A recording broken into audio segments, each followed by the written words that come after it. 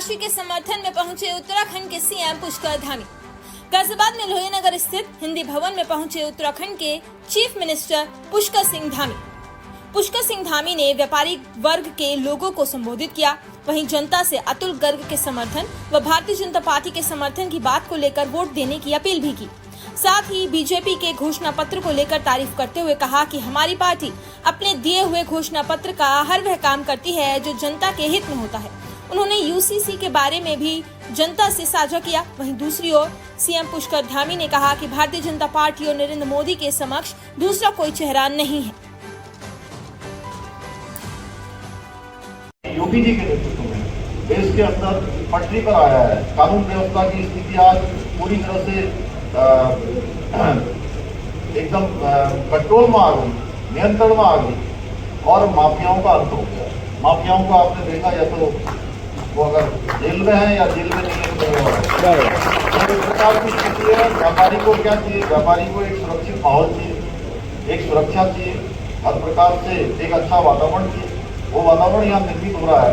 Global investor summit हुई है तो उसका सर्वाधिक लाभ इसी एनसीआर रीजन को मिल रहा है और पूरे उत्तर प्रदेश को मिल रहा है। हमने भी उत्तराखंड में ग्लोबल इन्वेस्टर समिट किया था। हाँ, ये जरूर है कि उत्तराखंड राज्य के हिसाब से बहुत बड़ा एमओयू वहाँ भी हुआ। 3,60,000 करोड़ के लगभग का एमओयू हमारा अभी तक हो गया और 81,000 की राउंडिंग भी हो गई। यहाँ पर गाजियाबाद से आसपास के बहुत सारे लोगों ने उत्तराखंड में आकर काम करने का अपना प्रस्ताव दिया है।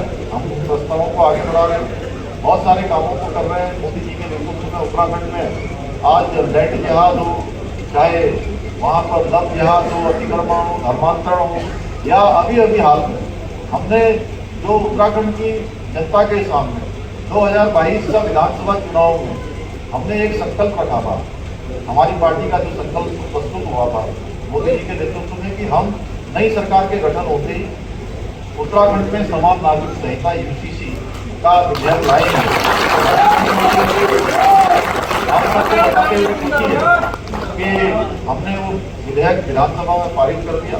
माननीय राष्ट्रपति महोदय ने भी उसको अपनी स्वीकृति हमको दे दी है और एक्ट बन गया है और जल्दी वो हमारा एक्ट जो है उसका काम करना शुरू हो गया। इस अवसर पर मैं ये भी कहना चाहता हूँ कि जहाँ एक और हमारी पार्टी का जो संकल्प पत्र देश के सामने प्रस्तुत हुआ है, उस संकल्प पत्र में पूरे देश के अंदर यूसीसी को लागू करने की बात कही गई है, जो हमारे देश की आज़ादी के बाद हमारी पार्टी का एजेंडा। और लेटेस्ट अपडेट के लिए सब्सक्राइब करें वेलकम इंडिया न्यूज़ चैनल।